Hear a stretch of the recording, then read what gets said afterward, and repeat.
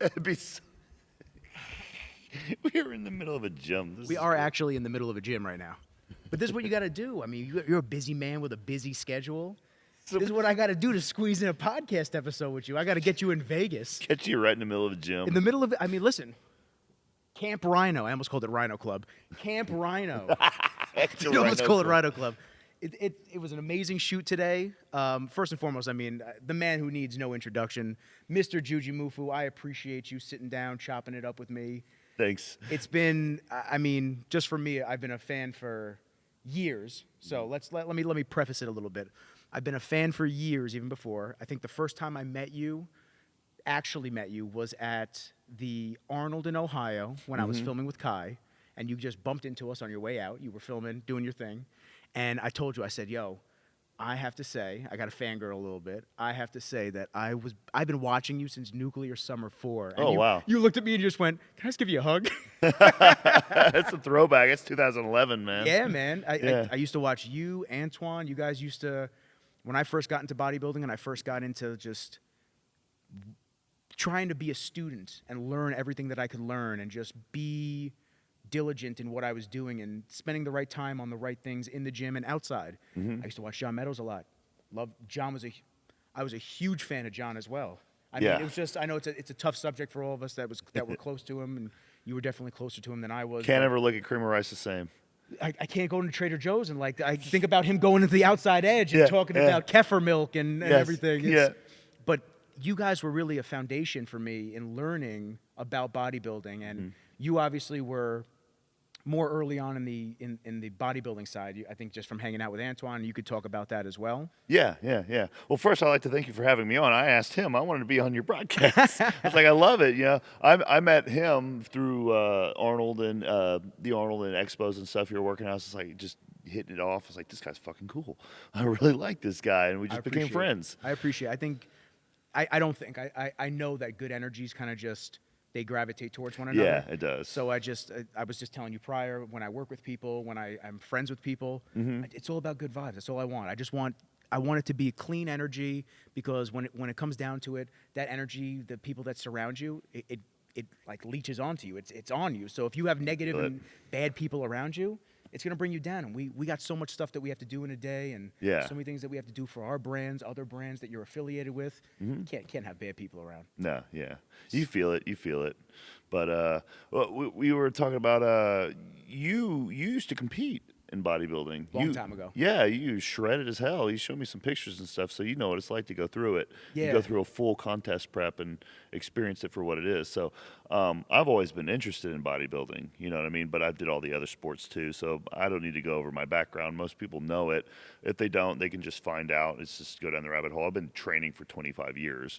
So, but I only did a couple bodybuilding competitions the last couple of years, and it wasn't until I went through the preps, the actual, like, when you diet down like they do, you don't know how, you can't empathize with the bodybuilder the same way. And that was one of my major goals. It wasn't like to get a pro card or to do this, or it was, I want to understand them better. I want to understand bodybuilders better. And after I had gone through a full prep, I was like, now I know why their house is a mess during prep, why their face looks the way it does, why they talk slower, why they don't do a million other things, you know, and run a million businesses and do all this crazy stuff outside of bodybuilding sometimes, because they're just too tired, you know. And you've done it. You've done your own prep, and you know what it's like when you get there near the end. It's like, holy shit, now I understand what they're going through.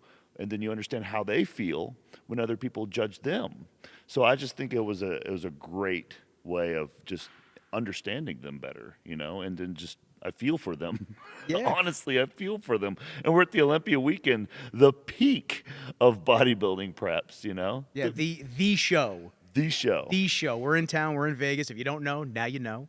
And you know what, I think what's also really cool about the way that your fitness has progressed, you were more into the calisthenics, which you still are, by all means. I mean, if you haven't, come on, if you've seen the man do a split with chairs and lifting things over his head, you got to be able to have some flexibility, and you got to be able to actually take care of your body on a stretching and warm up mobility type of movement. Not everybody can do that.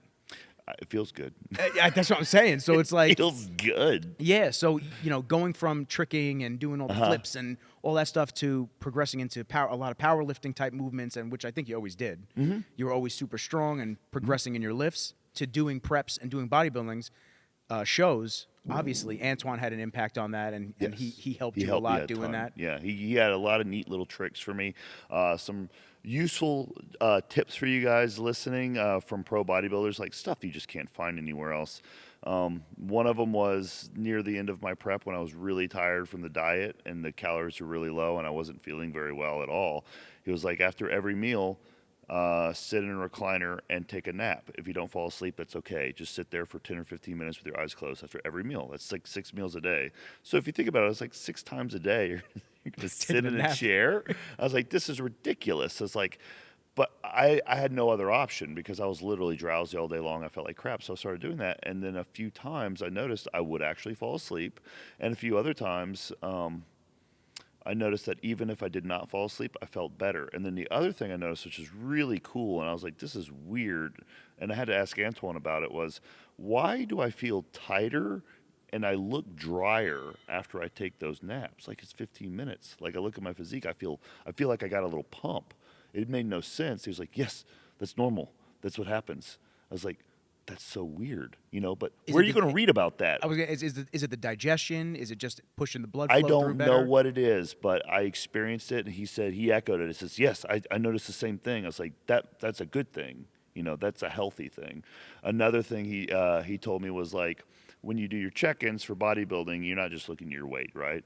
So you do your check-ins in the morning, you get your weight, and you go, and it's like you don't want to drink any water, so like you're going through the mandatory poses. You have to keep everything the same, the lighting, the position, everything. I'm like, as an inexperienced person, sometimes I do it after cardio and sometimes before. I was like, this is inconsistent because when I do my check-ins after cardio, this is literally 20-minute different time periods, 20 minutes before, 20 minutes later after I finish cardio, my body looks completely different. I'm like, how come my physique looks, okay, wait a minute, I have to keep this consistent. But something was weird about doing it in the morning. I'm like, my joints hurt and everything feels wrong, and it's just like I'm out of breath in a weird way. Something felt wrong, and I asked Antoine about it, and he started describing, yes, and you're dizzy, and you see purple stuff, and everything hurts in your shoulders. Like, oh wait, so this is normal? He said, yes, that's normal. I was like, okay, good. Now I know that it's normal.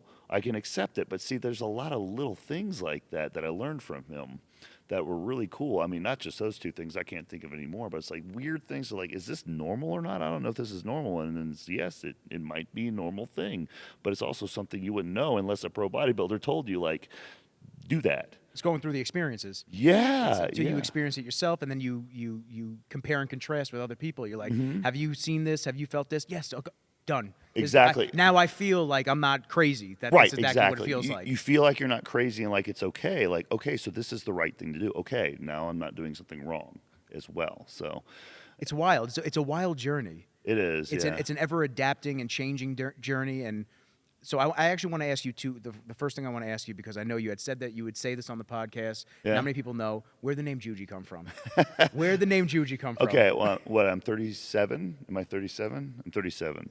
I'm 37. Sam's over there. She's Sam's like, over there, yes, you're 30. yes. I'm 37. I made that name up when I was 13 years old. So what is that? It's like 24 years ago. Can I do math? Yeah. I was a kid and I had a screen name online like John Call 13.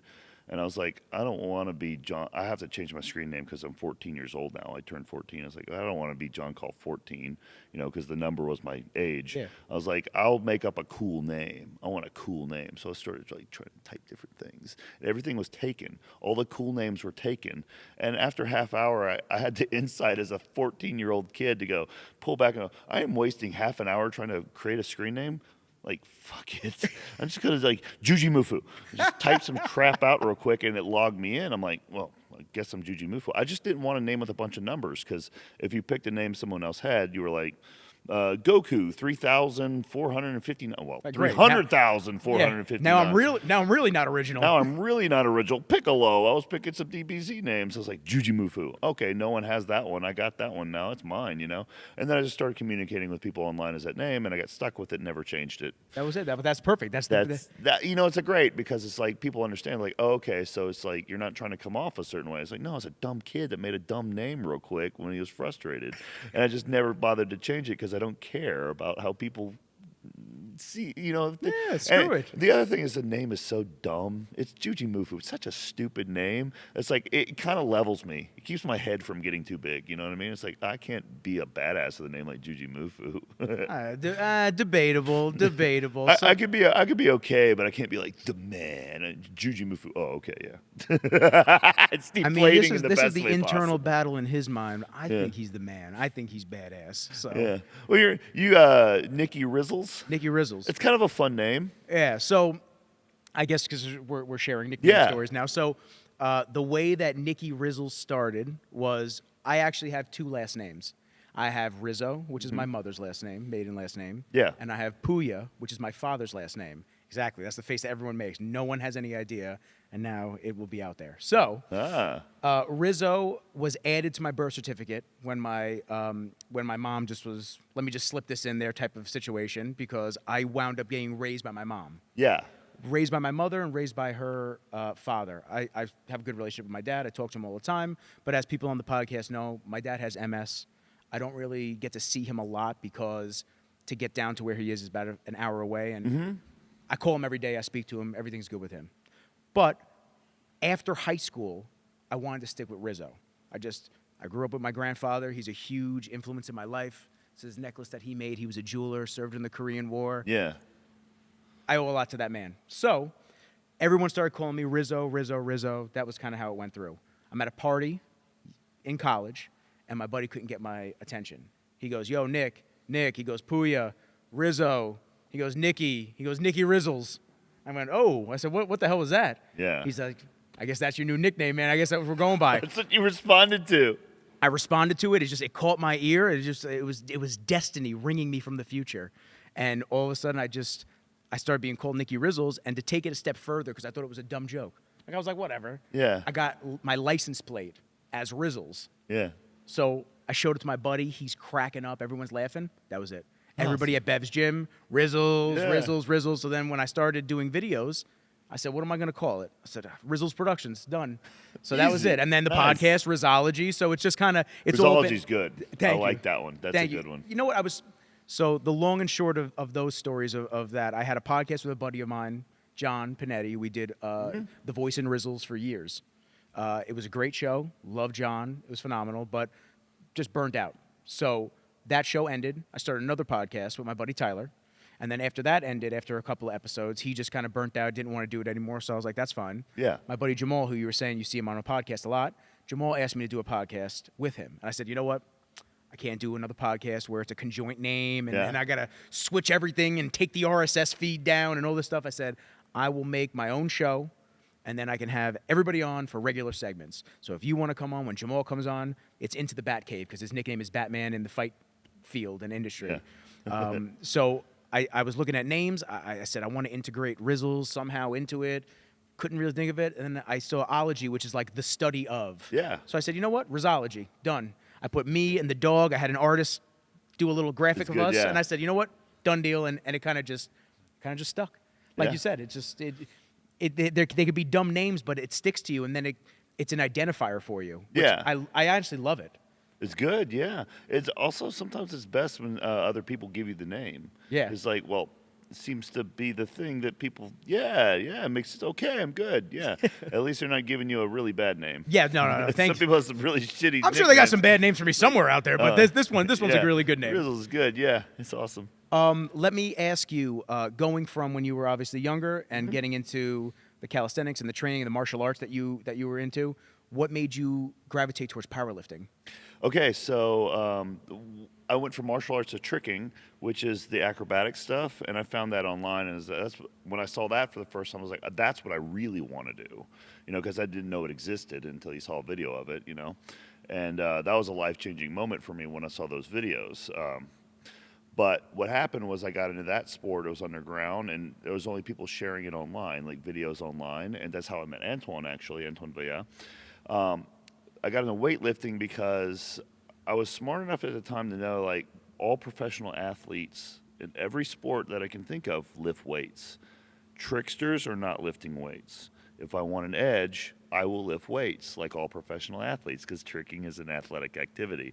So I started researching online how to do this, and I was friends with Antoine, who obviously was getting into weightlifting at the same time. And so it's cool to have that camaraderie online with an online friend. And I was a member of a great gym as well.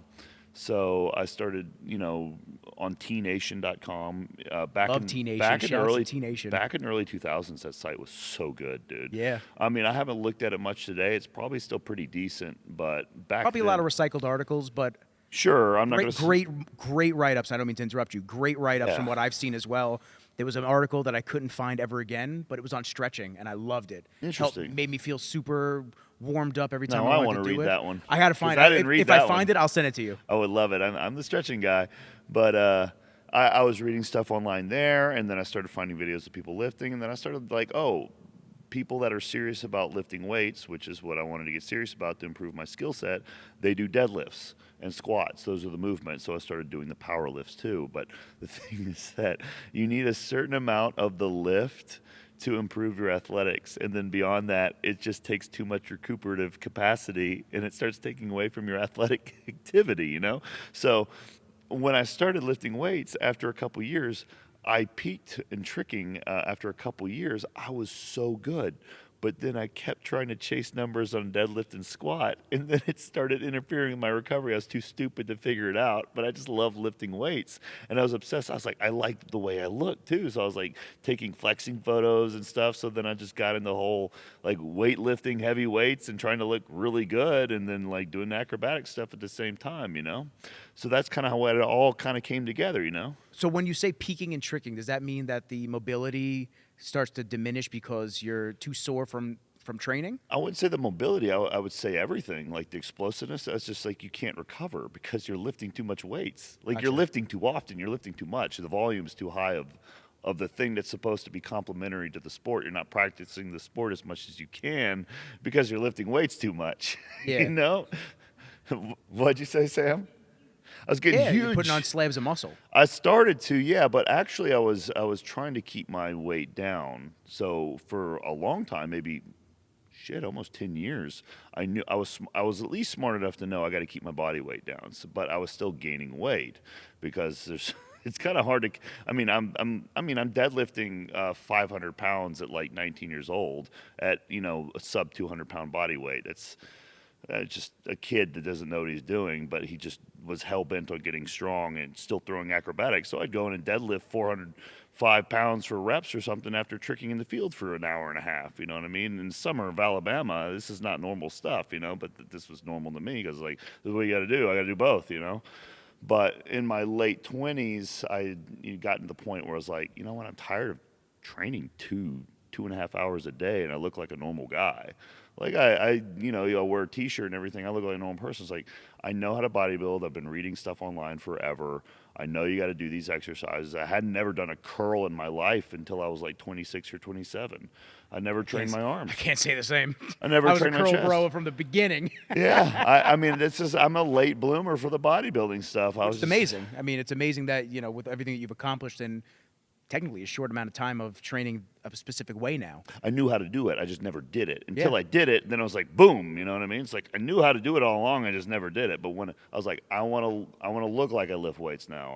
I want people to see the muscles. So I started it, and then pretty soon cashiers are asking me where I work out or how often I work out. And at first it was pretty cool. Now it's annoying, honestly. It's like, yeah, I know. Yeah, I started working out. Yes, I can lift up all the refrigerators. Yeah, I get it. I started working out last week, and it's working out pretty good, make jokes about it and stuff. But no, it worked out pretty well. But then I was like, okay, yeah, I mean, when you're in your late 20s, I'm not going to be getting any better at the acrobatic stuff. It's too late. I understood, like, speed diminishes. There's no gymnasts who are getting better in their 30s. You know what I mean? So this is the end game for me. So what am I going to do? Well, I'm going to be the buff guy that does flips. And that's what I settled with. And then I started doing this and that. And then I was like, and then I got into social media, making funny videos, and So now that's what I kind of I want. I Yeah. of course want you to touch on that. One of the best videos I ever saw was you quitting your day job. Okay, thank you. I thought that was amazing. Yeah. Super inspirational. It was exciting. Just as somebody that was watching your videos, Mm-hmm. I mean, when you don't get to meet somebody face to face, because I never got to meet you at a show or anything like Mm-hmm. that. It was just obviously through a screen. But you still feel joy and happiness for them. Yeah. That was genuine. You were so excited about it, and that's an amazing, monumental feat in your life. Yeah. So I would love for you to touch on that. Yeah. Yeah. I was excited about it because I felt like when I had did it, I was like, this makes so much sense because so many people are like, chase your passion, jump off the cliff, quit everything and go. I was like, but the way I did it was not that way. I was just like, I worked my job and it was an okay job. It wasn't a terrible job, you know, it wasn't a job that was my passion. It was an okay job, you know. I was like, well, it has enough time for me to do stuff on the side, and I used that time to continue the acrobatics and the tricking and the lifting and the making of the videos online and stuff. And then I was able to, you know, in my free time, because I had it and I had some energy because my job wasn't terrible, to build that on the side. And then I created the businesses, you know, in my free time. I took long lunch hours and stuff and worked out. And then the income from the fitness stuff just got to the point where it exceeded the day job. And then I was like, I just sat on a spreadsheet for 8 hours one day and just did a crap ton of math. And it was tons and tons of pages. And I looked at it, I was like, keeping the day job makes no sense, actually, because I was afraid to quit it. I was frightened. As most would be and are. You should be. Yeah. You should be. And at the same time, I was like, I don't hate my job. It's okay. I like it, you know? I mean, so it felt like a waste to throw away that income. I was like, it feels like a waste to throw away the income. But when I did the math and I saw it on paper, what it was taking away from me growing the fitness business and how much less it was actually paying me.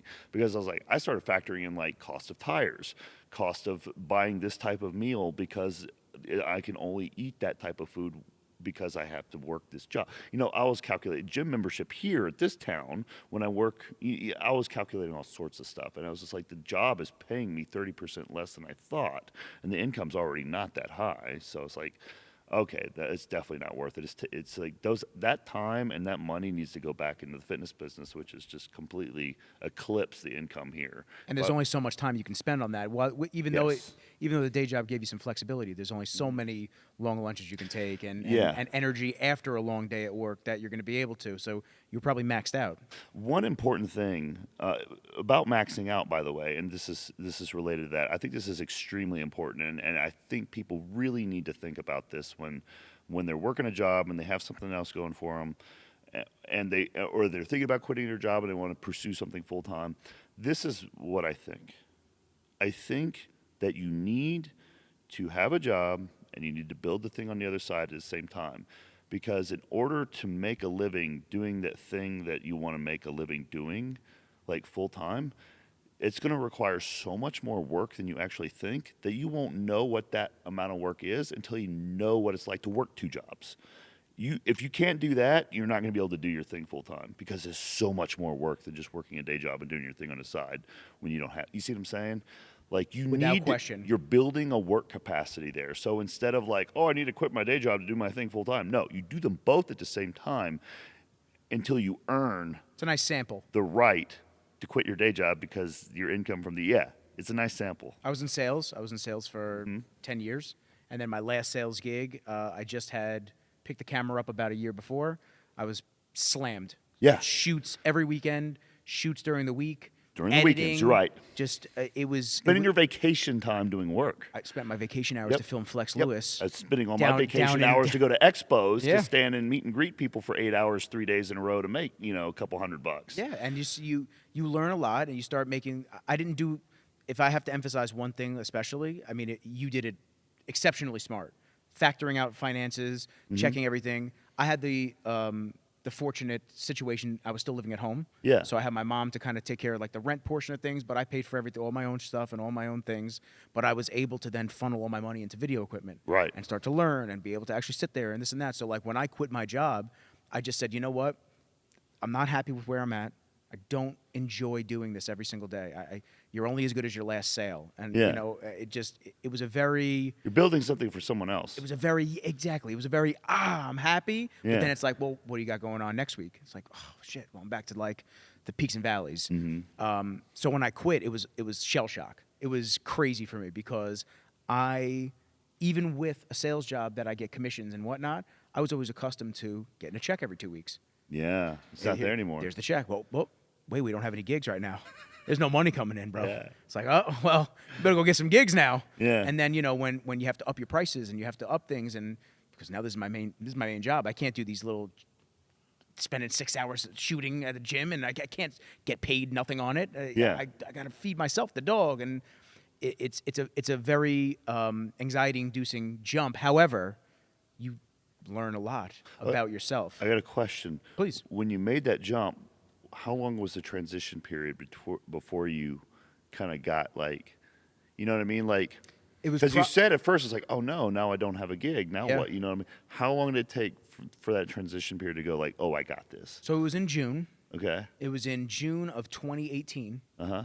And I had a job to shoot for Under Armour with my buddy out in Vail, Colorado. We shot this big lacrosse tournament. It was amazing. And when I got home, that's kind of when it set in. And I was like, oh, I don't have anything going on. Ooh. And all of July was pretty quiet, a couple of shoots here and there. I was shooting this guy, Arash Rabar. He was one of the big names in classic physique. He doesn't compete anymore, so you might... Yeah, It sounds familiar. Yeah, super nice guy, very knowledgeable, amazing athlete. He was like my main guy at the time, and then I was trying to find some retainer clients and find some money. But I had a vacation planned in August already.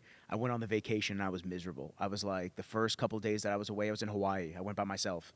I was in Hawaii for the second time alone, and I was just hanging out there. And all I could think about was, I need to get some business because I'm on vacation. Shoot. I'm on vacation, and I don't have a lot of money coming in, and it was You're, stress. you're like, I'm not earning this. You're like, Exactly. gosh.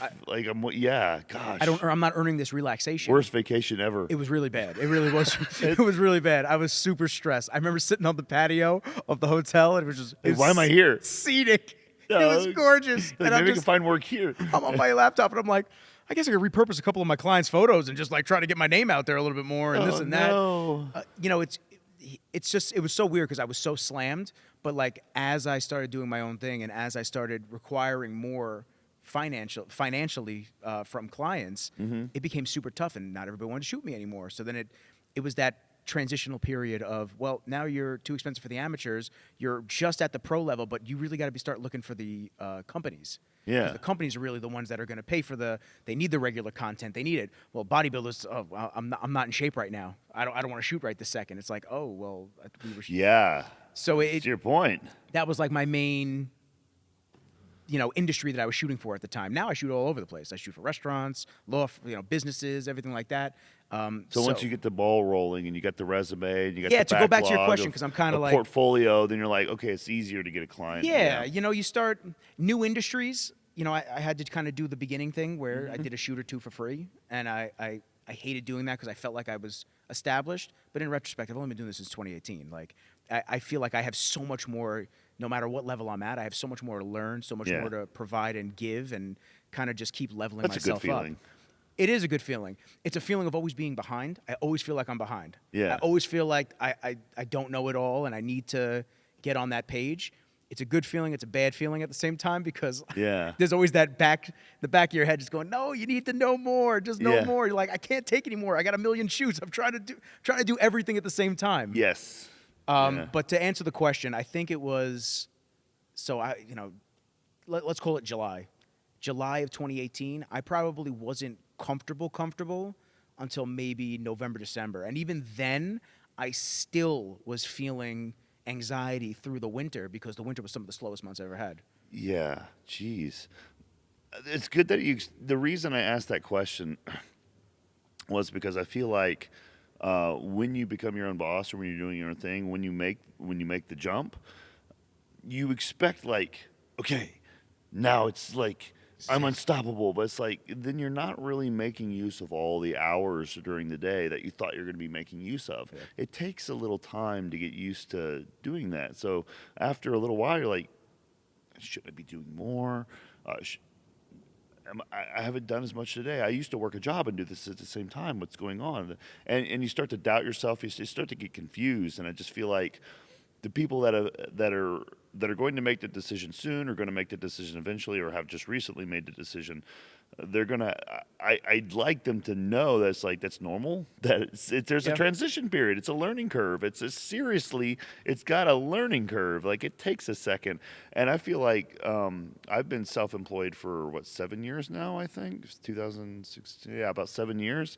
And it's like I'm still learning things. Like I'm still getting better. So it's just like it's a practice. Yeah. You know, it is literally like a lifelong learning skill practice thing. And you know, you go through phases and different things. Because I can remember when I first started, I was like, okay, I'm going to start waking up at 4 a.m. every day, and I'm going to work until 4 p.m. and I'm going to take a break, and I'm going to get up and work for another 4 hours. And I fucking crashed after a month of doing that. You know what I mean? And then I went the opposite direction, where I was waking up at like 10 o'clock and skipping breakfast and drinking coffee and going straight to my email and sitting there in a daze, like nervous and anxious because I was just drinking coffee and not eating and trying to answer emails ineffectively, and then starting my workout late. And it's just like, that was a fucking mess. You know, before I knew it was 5 p.m., I'm looking at the clock. I'm like, damn, people are getting off work right now. What have I done today? You know what I mean? That was like the pendulum swinging. Like I went in the other direction, and eventually it just swings back and forth until you're like, you realize like you're comfortable with it. You know, you're comfortable with where you're at. You're getting a good workflow. You understand it's like you can't base your work habits off of what anyone ever says. You have to figure them out for yourself, and they do change over time, you know? Yeah, I think just being a student and just learning how, you have to adapt and work like you're saying. It's just no day is ever going to be the same. For me, no day is ever the same. I tried it. My mom talks to me all the time because my mom is one of my best friends. I talk to her all the time about just business and life. Even more important is no season is the same for almost any industry. You have to understand what industry you're working in, because you said winter's a slow time for you, right? Well, it was. It's not anymore. It was. It Yeah. wasn't. But at the time, it was, and you didn't. If no one could tell you that, you didn't know what the hell was going on. You know what I Yeah. mean? So that changes your workday too. Yeah. You know what I mean? Yeah. So yeah, no day is going to be the same, but no season is going to be the same, and no year is going to be the same. 2022 is different from 2021. Is different from 2020. Yeah. 2020 COVID year is weird. 2021 people are all pent up and acting weird, spending a ton of money on shit that doesn't make sense. Loot. 2020, Spend loot. yeah, 2022 year from March until about August, people are tight. You know, that's the economy moving around, but it also depends on the sector. So it's just I think it's fun though. No, all it's- these yeah. changes and variations are super stimulating. Yeah, I try to get on. I try to get on a schedule. I try to get on a rigid schedule. I'll go to the office. I'll get all my editing done and this and that, and just I get pulled in a million different directions. Yeah. If it's not the editing, if it's not shoots coming up, if it's not traveling like we do these trips, it's the busy work. It's the fun stuff, the bookkeeping, going through it. Yeah, exactly. Going through on QuickBooks and having to tally everything up. And what does my accountant need? Oh, quarterly taxes. And and then you look at the clock and, oh shit, it's 7 o'clock at night. Like, what happened today? Like, I thought I was going to get so much editing done and so much this. And then creative burnout is a thing. Yeah. Not only on my side, but on the content creation side as well. I mean, just having to constantly stay up with trends and things that you have to put out, and here's my schedule for the month, and this is what we have to shoot, edit, and do. It's a lot to handle everything. Yeah, it is. So, but I guess the moral of the story is, it's okay to be overwhelmed. It's okay to you're going to feel these feelings, and it just is what it is. It comes with the territory. Yeah. But at the same time, you get to build something for yourself that you're proud of, Right. that you're happy of. Yeah, exactly. And So- at the end of the day, you're on your own boss too. Yeah, which is know? I don't know if I could ever go back to having a boss anymore. Once you have that ability to just go, I'm gonna get XYZ done today, and no one else is gonna. This is what I need to do for me to push the business in the correct direction. Yeah. I can't go back to, hey Nick, go make a copy for me. It's like I can't do that. Yeah, but also understanding like to get the best type of work done and to create the best thing that you're proud of and other people want, like doing the best thing, like doing the best job you can, and like it often involves things that just don't fall in line with what people think of as like what acceptable for a work day. Because early on I'd be like, I can't take a nap. I never took a nap during my work day, and I was never allowed to take a nap, so I shouldn't take a nap now. Yeah. I'm not taking a nap. I'm going to work on my product page, you know. I still feel guilty if I take a nap during the middle of the day. Yeah, but now I'm like, I don't anymore. You know? I do. I still do. I still do. I mean, if you I- got a couple years on me, maybe I'll get to that point. You will. I think you will, because like if for whatever reason I get drowsy at like 10:30 in the morning or something. I don't know. Sometimes I don't. Sometimes I do. If I do, I'll just fuck it. I'll just go like sit down and close my eyes and do one of those Antoine naps. All right, and get up, and then all of a sudden I'm fine again. Yeah, you I'm feel like, refreshed. Yeah, it's like, okay, well, I took a nap in the middle of a work day, but then I'm going to be better the rest of the day. So I'm just doing whatever it takes to get the work done. And the other thing is like just knowing this, like, hey, it's 10 o'clock at night. I got to get this YouTube back end up because a scheduled video is coming tomorrow. My editor just pushed the video over to me right now. 20 minutes ago, I got a flight tomorrow to go to film another video with another person. So when is this work getting done? 10 o'clock at night. Right now it's getting done. That's when it's getting done. I sit on a computer from 10 to 11 o'clock at night with Sam, and we'll get it done. Shouts to Sam behind the scenes. Sam knows what I'm talking about. It's like work doesn't end. It's like it's always there, but then rest and recovery can come anytime you need it as well. So it's like if I need to take a nap, if I need to take a break at 4 p.m. to screw around and organize stuff for fun in my gym, or just to go out and drive around for a bit or go for a walk, I can. But then I'm going to be working at 10 o'clock at night on something that needs to get done. You know what I mean? It's going to get done when it gets done. I'm going to take breaks when it needs breaks, I feel like every day you should work every day and you should rest every day. Like, I don't believe in, like, full rest days, full work days. Like work 5 days, 2 days a week, vacations. Like, no, even on vacation, I think most people would be healthier if they spend like 20 minutes on a laptop in the morning just to get some shit out of their head and then just close it and be done if you're on vacation. You know what I mean? Because then at least you don't have to think about it the whole day. Because you're going to think about it. You should. Yes. If you're an owner. Yeah. If you're in an ownership role and you're being responsible, you should be thinking about it. Yeah. And I don't know, maybe few years from now I'll be more experienced and my opinion will change, but I feel better if I just sit there and dick around on a laptop and get some stuff done for 20 minutes. Good, I'm done. Let's we're out traveling, we're on vacation, let's enjoy the day. And then there's other days when I'm home and I'm working, it's literally like I'm working almost the entire day. And what am I getting a break? I don't know, eating oatmeal at night with a cat running around for half an hour and then I go to bed. This is the fluctuations up and down, but you just kind of ride the waves. But getting back to what you said about having a routine, I think having a routine, as kind of like a safe fall, like a default, you have to have something there, Yeah, you have to have some type of a schedule in order. I actually want to ask you one question. Sam, just do me a solid. Can you just make sure that that's still running, that's still running? Good. Red bar? Cool. Just want to make sure. On location podcast, out of the studio. I just want to make sure. Actually, what he just said what he was just looking at. Okay, yeah, cool. Because you know what? Because I'm not running. I usually run SSDs on these. I just want to make sure. This little. You got to leave this in the podcast. Oh, I always do. You know why you're going to leave it in the podcast? Because it proves a point. If we continue talking, you wouldn't have been as good of a listener because you've been thinking about that. That's the analogy between, like, what I'm saying is like you crack open your laptop in the morning, take a care of it, done. You looked at it, you're good, you took care of it, now you don't have to think about it. The cameras are working. And I was also thinking about, did you see me leaning on that? Yeah, sure look at it. Still running? Yeah. So everything's good. Got to make sure everything's perfect. Yeah, now you can enjoy the podcast. I'm enjoying the hell out of it. I really am. I think you showed on social media, which not only was I super impressed with, but I need to adopt in my own Sunday tactic, is the cell phone shut off. Yes, that's hard for someone in my role. It's really hard. Oh my God, I admire the hell out of that. It's so hard. It's something that I'd love for you to elaborate on. I would love why to. You started. I'm still trying to figure out the best mix. So it's a work in progress. Okay, so I'm not saying I'm like a pro at this. I'm probably better than most people, but better than me. So, but I'm still learning. I've read a bunch of books on this, and I always knew like the phones we have. I pulled my note, but it's on Do Not Disturb over there because I'm on a podcast, right? Do Not Disturb mode, very useful. But it is the most powerful thing. It is it's like you can create almost any life you want with this damn little square and screen you have. But it's also the thing that can ruin your life almost more than anything, because here's how a lot of people's days start. They get up, they grab their phone, and they look at Reels or TikTok for half an hour before they get out of bed.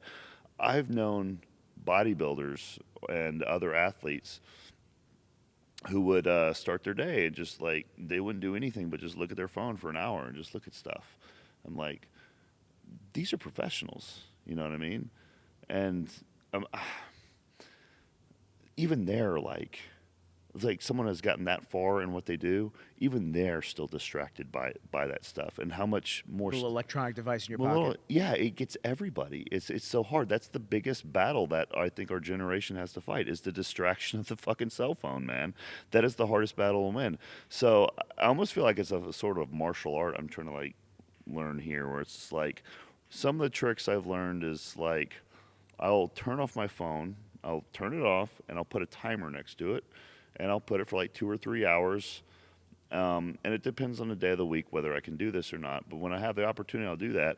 And then for the first 15, 20 minutes, it is obnoxious. It's just like I keep like, oh, I want to send a DM to this person. Oh, I had an idea. I want to send a quick show some of this. I can't. My phone's off. Okay, it's off. I can't just pick it off. There's also a timer next to it. So I'll actually also have a little memo pad next to it where I'll write down what I want to do with the phone when I turn it back on. I call it a crumb list.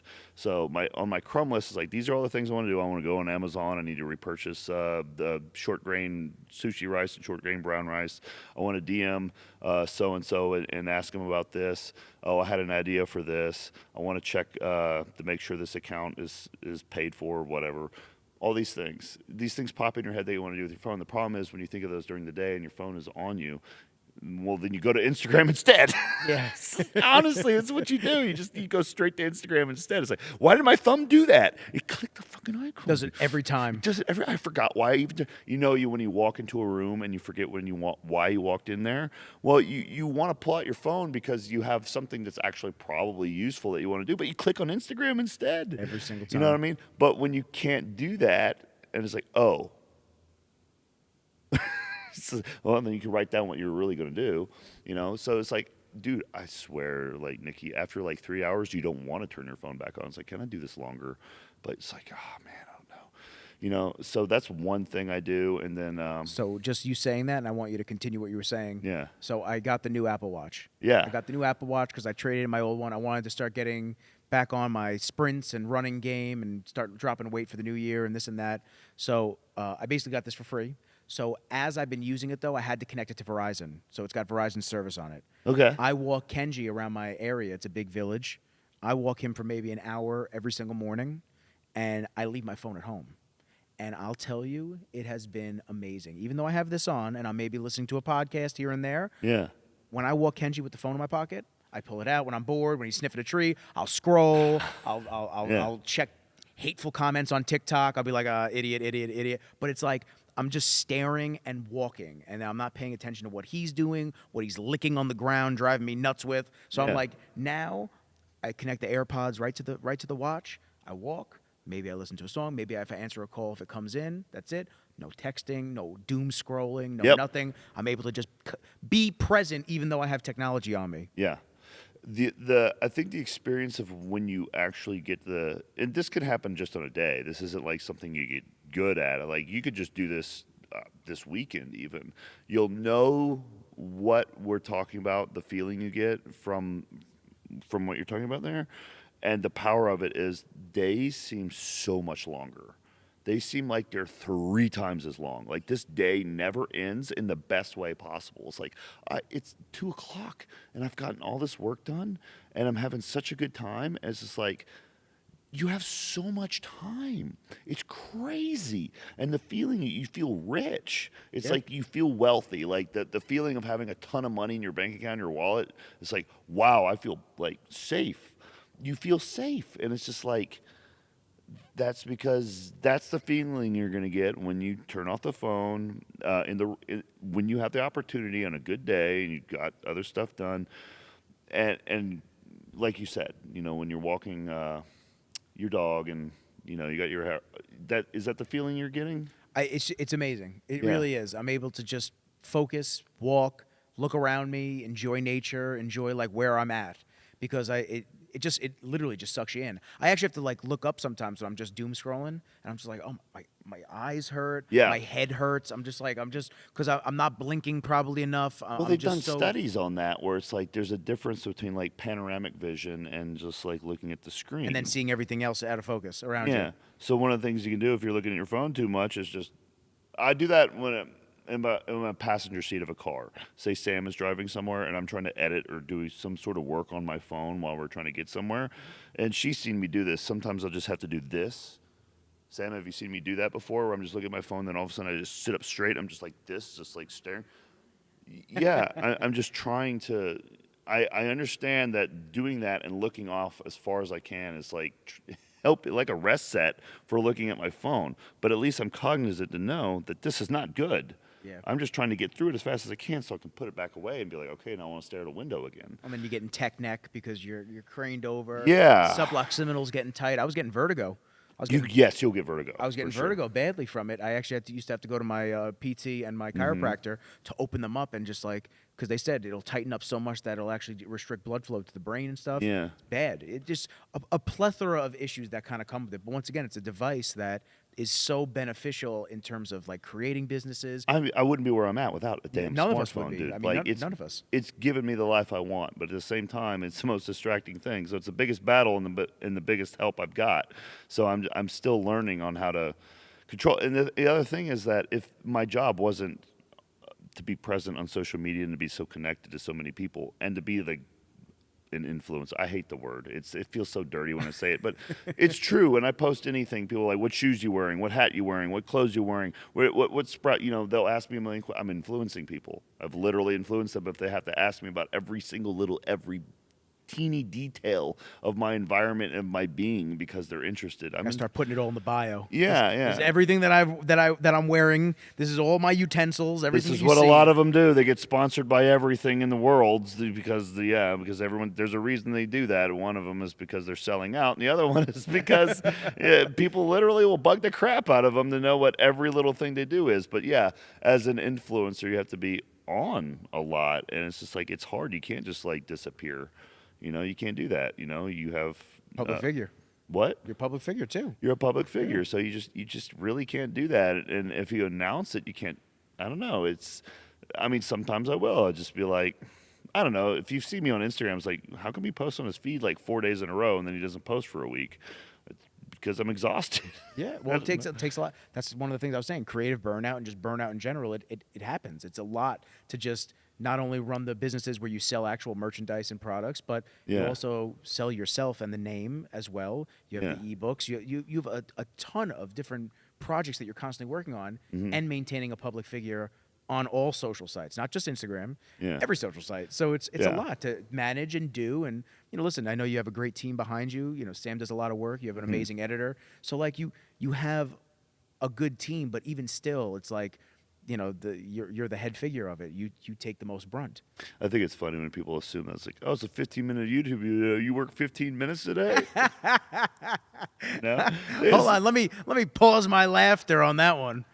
You get that though. If you had that, it's like Oh, people say, all you did was just like a couple things this month. That's not that much, you know. A couple things this week, a couple videos. Like what? All together is like 3 minutes on Instagram and 30 minutes on YouTube. What's the big deal? It's not that bad. It doesn't take hours to go through the footage and make sure titles are good and get royalty-free music. I didn't have to fly across the United States for that, or oh, you didn't? Oh, no, that was all I green didn't. screen, I wasn't didn't it? have to spend $4,000 on lodging and food. No green screen in the actual. What do you call the gym? Is it a barn? It's a gym home. The gym home? Yeah, because I live in it. Okay, so yeah, so it's not a home gym. It's a gym home. It's a gym home. It's It's a gym with home. in I it, love that. I need a gym home. It's a great studio, man. Yeah, it really is. Come over. I'll show you. You'll be great. You'll love it. I will drive down. I would love to come down and see it. I saw all the equipment being brought in there. Anytime. The Panada stuff. Yes, great people. Yeah. So let's real quick because I do want to backtrack on one scenario and ask you that. But the Panada equipment, unbelievable. I saw you. Yeah. You said you hand selected it and the colors and just all the machines. Yeah, so my introduction to Panada is through Dorian Hamilton. He owns Pure Muscle Fitness in Canada. Great guy, one of the best, probably the best gym in North America, honestly. Like the bodybuilding, the guy like handpicks everything. Like, and just like he's got new equipment in there like every 3 or 4 days. He can't stop. He's addicted to it. So I went to the gym and he was I got to try a lot of the stuff. I was like, this Panada stuff's amazing, and I've never heard of this company. They're from Italy, and then he showed me some pieces, and he's like, these are the ones I like. You can skip these. They're not, we don't really feel these are as useful for what we do, and and I was like, and then he introduced Real me. world feedback, which is nice. Yeah, and then I got to try it, and I got some feedback from him and from other bodybuilders. Antoine was like, yeah, the decline one. Yeah, you do the neutral grip, you lean back a bit. Oh, it's great. Like, so I'm actually getting like pros telling me. So We just got the. I'm sorry to cut you off. We just got the at Bev's the It looks like a big triangle shoulder press. Is it Viking press? Maybe. Yeah. You unrack it like this with just the handles. Okay, no, I don't have that one. It's nice. Yeah. Yeah, it's really nice. Well, I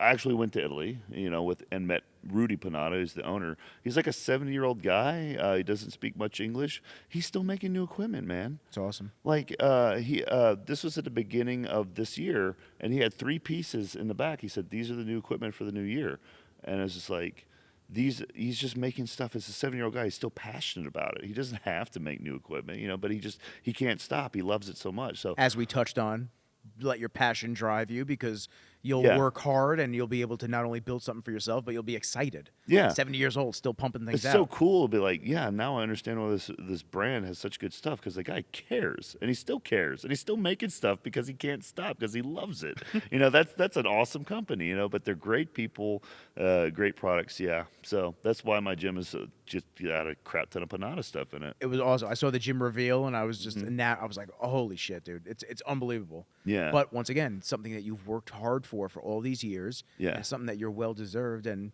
frankly, you need it because of how much content you're putting out, and obviously your training regimens. I mean, think about how much different your bodybuilding prep would have been if you had to go to a commercial gym and you didn't have all that.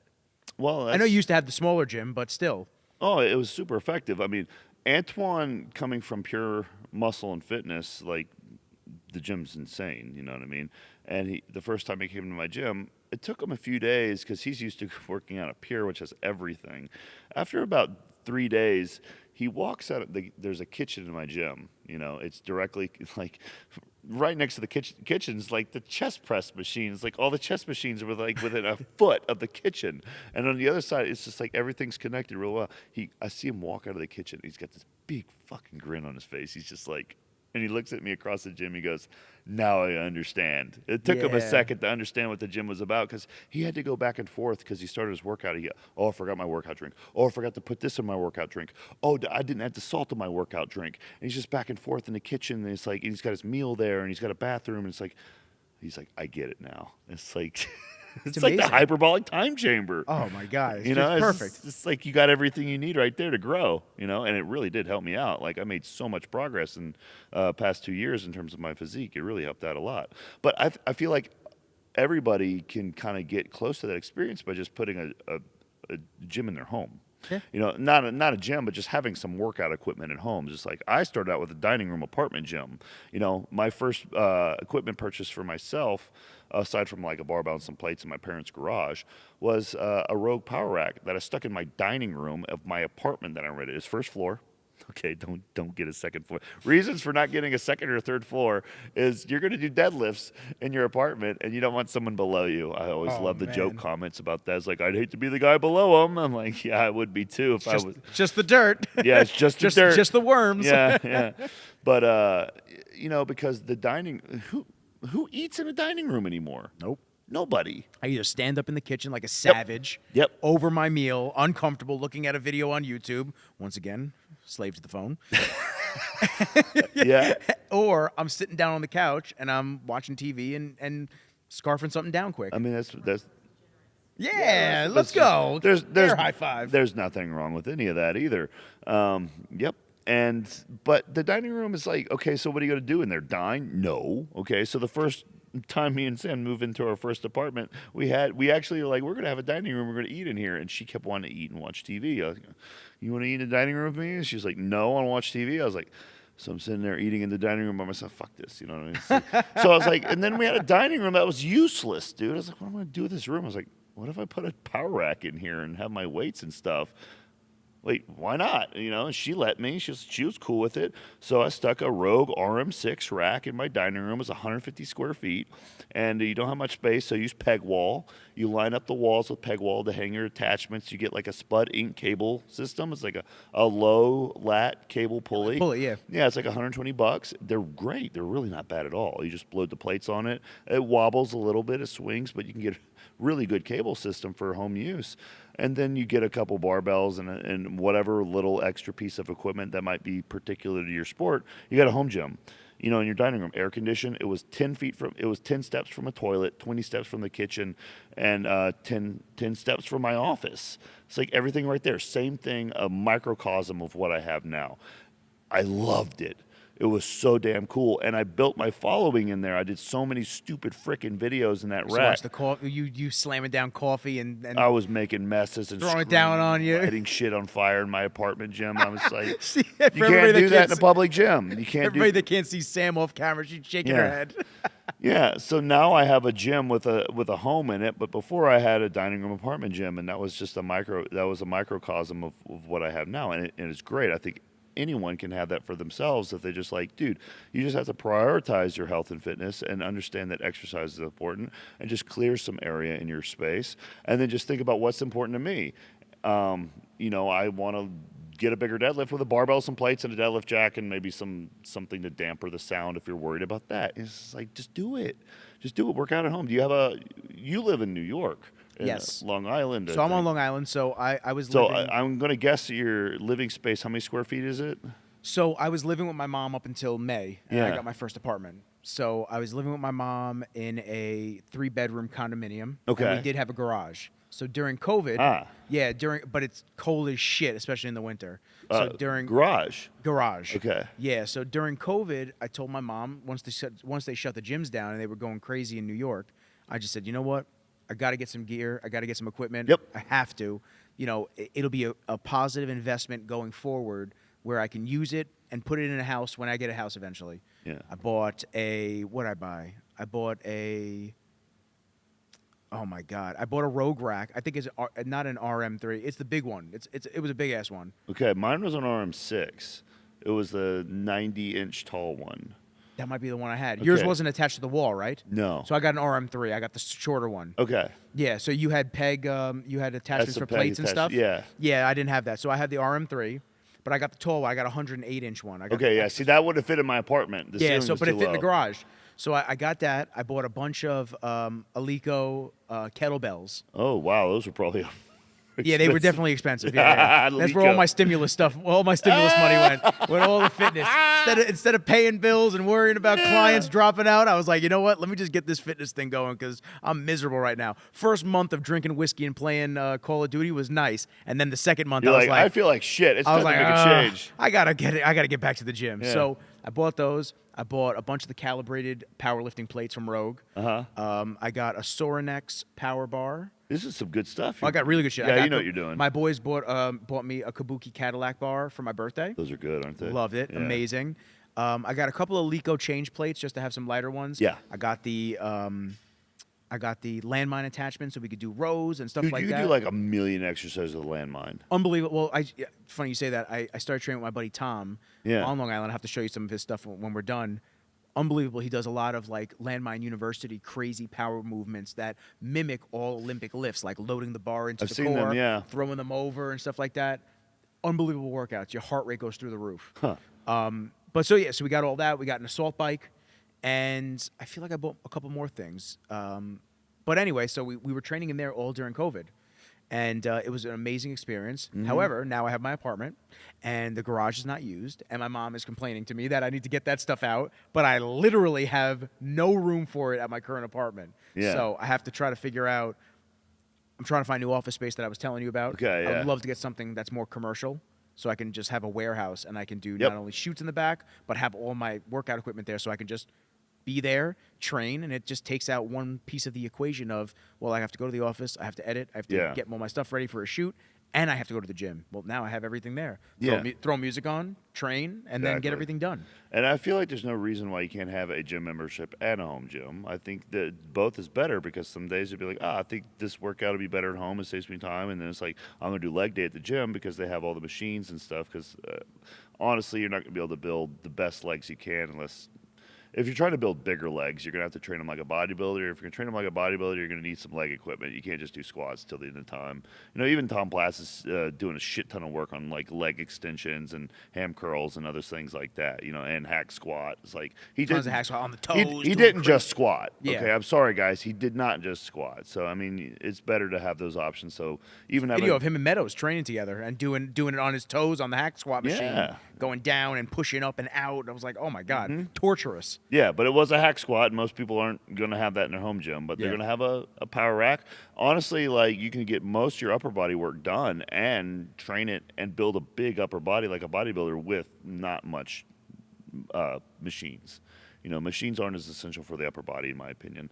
But even if you're like low on space, just get creative. Like if you're in an apartment complex, like a gated one, oftentimes they have the little units where you can rent just to park cars. Have you seen those? I have. They're not too much up by me in New York. Yeah, but you've seen them before. You can rent one of those as well and just use that as your garage gym. People don't think about that, or like a storage unit for your equipment. I used to throw stuff in. I used to keep it in my parents' garage and throw it in a car and drive it to fields and cul-de-sacs and dump it out and just like train there and stuff. So it's like, If there's a will, there's a way. yeah, and honestly, it's like, it's fun. You know what I mean? It's not like, oh, I'm so tough because I did this. I did it because I thought it was cool, dude. I was like, I want to do my workout the way I want to do it. And I just want to listen to my music real loud. And I want to film what I want to film. And I want the space. I just want to be free. And I just want to have some stuff. And I just did it. I just find an empty place and do it. And you do that at home if it's your space. And if you don't have space in your home, then just, I don't know, take it somewhere else. If there's a will, there's a way. Yeah. You know what I mean? I did love training at home. Yeah. I did, but I can't agree more that there is a certain feeling that when you go to a gym and leg days or this and that. Like obviously, if I had the equipment that you have at your place, it'd be different. Yeah. But that's something to aspire to over time. It's It's not also- something that you're just going to acquire just right out the gate, like you said. You didn't start that way. It started much more modest and smaller at scale. Long time. I mean, I had my ups and downs. I started at my parents' garage with a barbell and some plates, rings in the park. So I do my ring training in the park, and then we moved into the dining room apartment gym, which is awesome, like I said. Then we moved into the 3-car garage rental thing on a rental house, and it was cold as hell. So Terrence Ruffin, that's what I wanted to say. Terrence Ruffin actually did that during COVID as well. Yeah. He had a little space unit that Yeah. he rented out and made a gym in Tampa area. Yeah, and the heating was the problem there, and it was hot in the summertime, so it was difficult. But in wintertime, I noticed you could just close the doors and turn on one of those torch heater things to let it run for 20 minutes, and it would retain the heat if the insulation was decent in the building. You know what I mean? And I went from there to the barn, which is miserable because if it was cold outside, it was colder in the barn. If it was hot outside, it was hotter in the barn. Whatever temperature you wanted it to be, it was worse. Okay, it swayed both sides. It was bad, yeah. But we actually built a 100-foot walkway out there, so you've probably seen some videos of me where it's like I'm on this like walkway thing. Yeah. 100-foot strong. I call it a strongman walkway, where it's just a walkway coming out of my barn where I have all my equipment in the barn. I just walk it out there and work out I outside. think I of saw it. some rain videos out there too. Yes, we have. Yeah. Rain So I videos. still use that thing. That was a great. My dad always like laughs about. I was like, that was such a good purchase. It's like, that was such a. He's really like a pity pitcher, and he was like, that was such a good buy. That you're really getting your money's worth on It's that a one. great feeling when you get your money's worth. I love that. Yeah, I was like, well, look at the thumbnails on Instagram feed. Like anything on that white driveway, just like the thumbnails just pop. And during the summertime when I'm all like jacked and tan looking, it's like, yeah, I'm gonna click on that. 2020, I got a fuck ton of views, man. I need to do that again. I haven't gotten a proper tan in a while, but yeah. And then we got into the new gym we're at now. But yeah, it's been a process, but it's always a journey. It's fun. Speaking of the journey, I actually wanted to just see if you could touch on going from having the videos go viral and just what that feeling was like to start seeing the view counts tick, tick, tick, tick, tick. And, obviously there's a little bit, maybe some added pressure on you to just constantly keep coming out with more. Just what were your experiences like with that? Well, when it started, like, I think it's funny because when my first viral video was a chair split with a barbell overhead, the barbell chair split, and things it had gone so many places and so many weird things were happening. Like I got like 100,000 followers like pretty quick, like within a month or so. You know, it's like I went from 3,000 to like 100,000 like instantly. This is, you know, and all these people are spreading this. I felt like a kid in school that got in trouble. I was like, uh-oh, I'm about to get in trouble. Like you did something wrong, and you're just waiting for the teacher to like to send you to detention. And then a day later, I had my inboxes full of like people want to do photo shoots with me, people want to sponsor me, people want to shoot videos with me on YouTube. I was like, oh, this is a good thing. Yeah. You know, at first I was scared. You know, Well, it's new activity that's coming your way. You don't know really what to expect. yeah, it was all new to me, man. Especially because I feel like you've always been more modest prior to that. I mean, I've been training for, at that point, I had been training up for 17 years. I hadn't made a penny off of what I did. I just did it because I liked it, and none of my stuff ever went anywhere like that. And that was just like, I thought I was in trouble. Like, uh-oh, did I do something wrong? And then, yes. So it was new to me. And then, but see, the process to get to that point wasn't just like, I had no idea how I did that. I had done a couple videos and posts before that leading up to it over the course of a couple months that were really like jacked up in views. I was starting to get it, you know. I was like, okay, wait a minute, I'm going to try this now. So I was basing what I was doing basing off of the analytics. Like, okay, this is working. You know, it's just like what most people do. Yeah. You know, but when you say it out loud, most people probably don't do that. But I was doing it. I was like, oh, this is working. So you were taking notice of trends. I was, yeah. And then I was Not necessarily trends that were on social where you're copying other people. You were just seeing what videos were actually doing well with attention. So the first one I did was just like a chair split with weight plates. People don't remember that one, but that one was killing it. You know, I was like, that worked out really well. Next time I'm going to try it with a heavy dumbbell overhead. And then that worked out really well. I was like, wow, that did even better. How did it do even better than the first one? That was crazy. And then with the barbell overhead, I was like, okay, that's what went through the moon. I was like, holy shit. You know what I mean? I was like, I think I get it now. All right, so I started posting more videos that kind of had that feel, not necessarily just a chair split, but I could do a lot of other things, you know. So it's like I'm gonna start posting more of that stuff that has that kind of feeling to it, that kind of craziness. I kind of got it, and I was like, I started to see it more and more. I was like, now I get it. I know what to do now. When did you kick your first flamingo? About a year later. About a year later, and then I was filming underwater and filming with horse masks and setting things on fire and using fake blood. Yeah, it's just like, it sounds gimmicky, but they're fun to watch. But that's what I was gonna say. Like you had fun doing it too.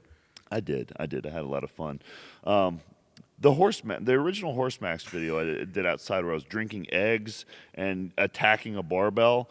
The video idea came to me. That's one of my favorite videos, honestly. Like I was just driving my car, and the song I used for it, it was playing, and then I just saw the whole video from start to finish while I was driving. I was like, what the fuck was that my brain just made up? I was just like, it just edited everything for yes, you. Now you just it was all completely executed. edited exactly as what people see it online. It's exactly what I saw in my head. I was like, what? Why is my brain doing this? This is so weird. Sometimes it just does that. Sometimes your brain will do things. It's just like, you'll just see stuff. It's like, what the fuck? Brains are weird. What is it doing? Write that down. Yes. Write it down. A lot of people don't write shit. I used to get ideas about videos I wanted to shoot. When I'd hear a song, I'd be like, yes. oh shit, that beat right there, I know exactly how this is playing out. You know what I've noticed? I've noticed that when you're driving a car for the first 20 or 30 minutes, when you haven't driven a car for maybe a day, or maybe it's the first drive of the day, you know, if you haven't driven much, first drive of the day, 20, 30 minutes, and it's a song, dude, a lot of times your brain will just weird things. It's just like you'll see things, you'll have ideas. Yeah, that's a good time to come up with video ideas, honestly. Yes. Yeah, so a lot of I did a limbo video that was really weird. Same thing. I was driving a car, and a Tame Impala song I was listening to, and then I saw that whole video in my head from start. I was like, what the hell? I was like driving. It's like, I got to remember that idea. You know, Yeah, that video you do a voice note. This is what I got to do. Actually, yes, I have a little transcription device now. I'll just do voice notes now. You need it. Yeah, you do. You need to be able to get that stuff out. But yeah, the more ideas you write down, the more ideas you get. Have you noticed that? Do you find that it's better if you physically write it down or digitally write it down? Or is it the same for you? It's the same. Because I feel better if I physically write it down than if I digitally. I can't write it fast enough. True, without question. It's like I can't write it fast enough. I Yeah. have to type it a lot of times, or just voice it and then And have it transcribe it. No, that's not to say that writing isn't important, Yeah. because the action of actually having a pencil in your fingers on paper and moving your hand on paper is like it's like brain wiring. Yeah, it literally just like you said, brain wire. It's attached right to it. Yeah, so I think it's extremely important to actually always do that. It just depends on kind of where you purpose that. You know what I mean? Because sometimes you just have ideas, and then you just get them out. There's no pen and paper Yeah, around. but if I'm sitting there just like just kind of like brainstorming or creative writing or anything like that, or just kind of doodling, or just like trying to like sketch out like a year, like a periodization plan or something, I can't do that with a voice transcription or typing. I have to write that You down. have to. I have to sit there with like paper and like maybe a couple colors even, just mess around. Getting fancy on me. Yeah, like a Hitting a couple like a Sharpies. blue, Hey, like now. like a Sharpie, like a Sharpie bleeds through the other side. Fuck, what was on the other side? I can't read anymore because I wrote in pencil. What am I doing? It's over. It's over. So then, so real quick, so then you obviously you gain in popularity. You get 100,000 followers. Yeah. You start creating more and more videos. Mm-hmm. What was the? I guess because so many people let it get to their head, and Yeah. even we said earlier on when we first sat down, one of the big things is just never letting it get to your head. With the nickname and this and that, but so many people would let that get to their head. What has been, I guess, your thought process in making sure that you stay even keeled through, tons of natural organic fame and growth? I don't know.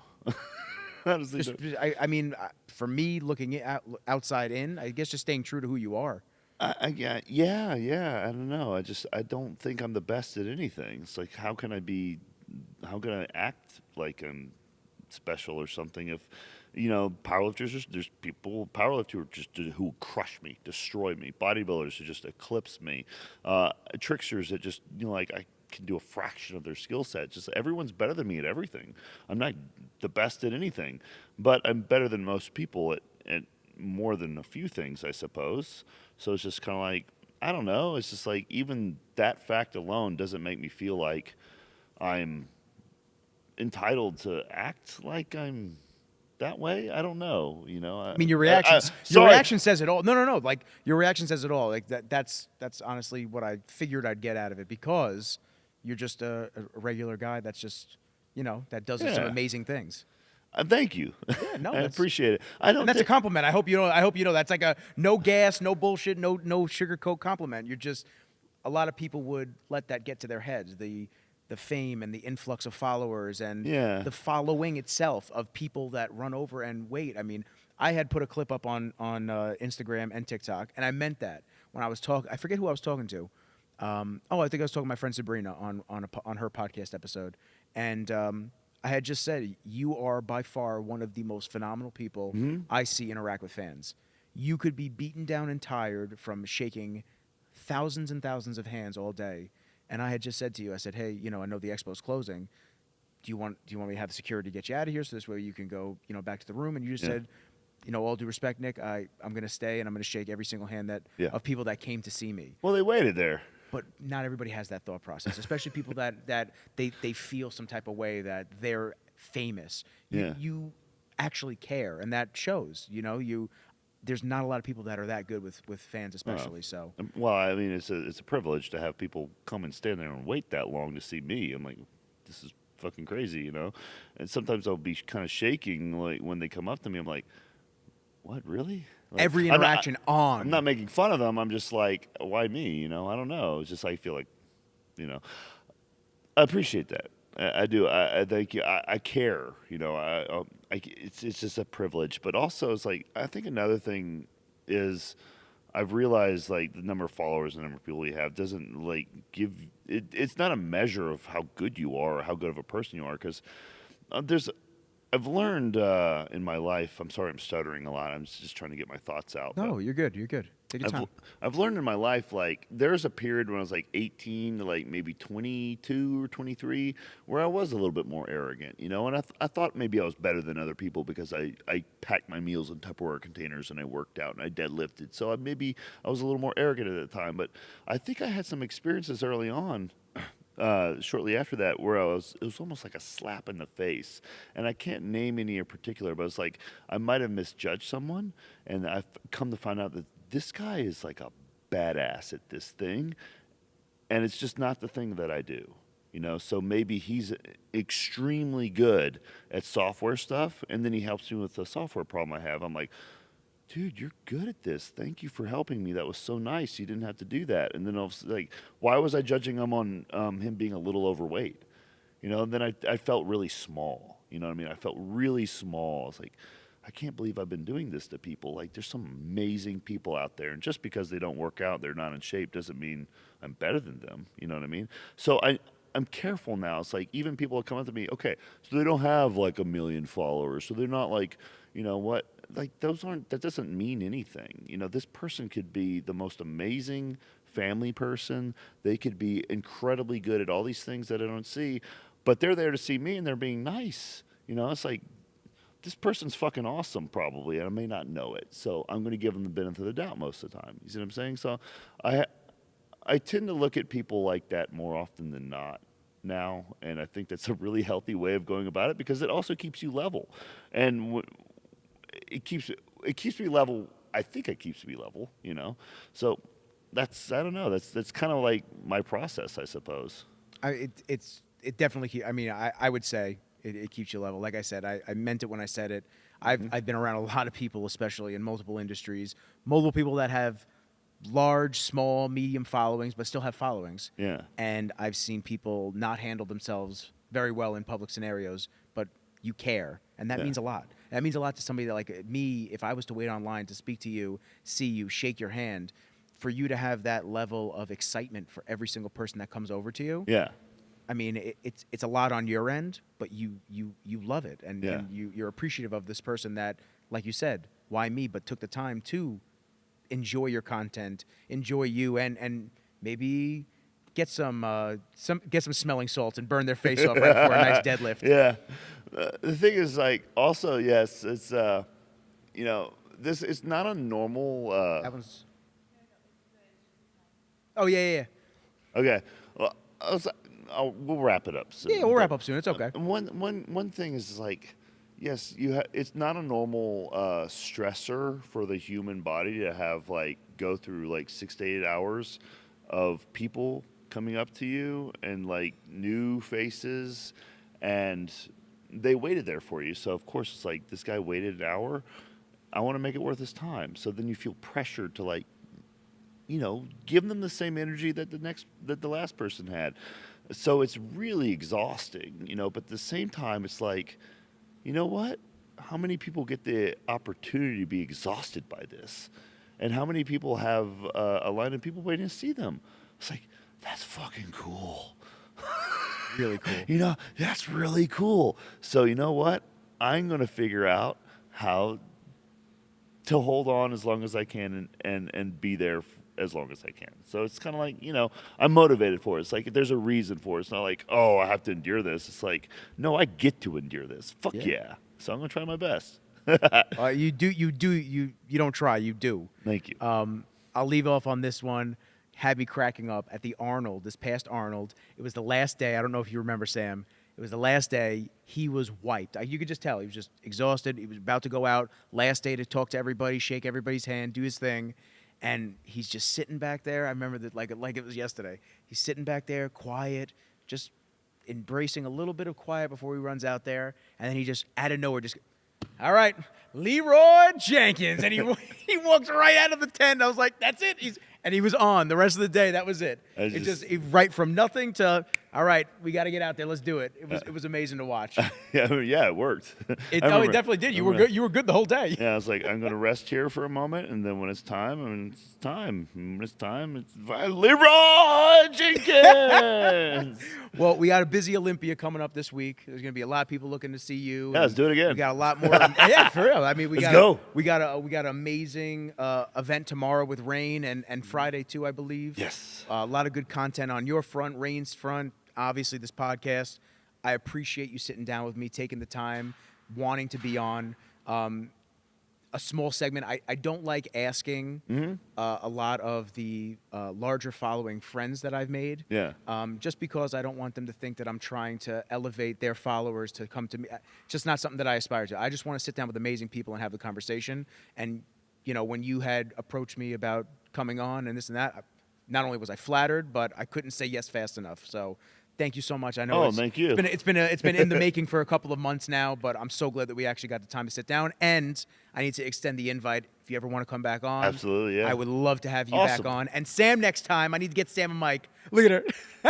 She's like, just a mic in the back, so this way she could respond a little bit. yeah, she just like to be the camera. It's okay. But I appreciate you, Juji, for real. You're the Was man. this your first travel one? First traveling one. Hell yeah. First traveling one. Good job. It was amazing. So Yay, I'm your first travel guest. It's cool to be in a new scenario, like the scene in the back. I want to shout out Camp Rhino one more time. And yeah, that's about it. This is episode 41 of Rizzology with the infamous Jujimufu.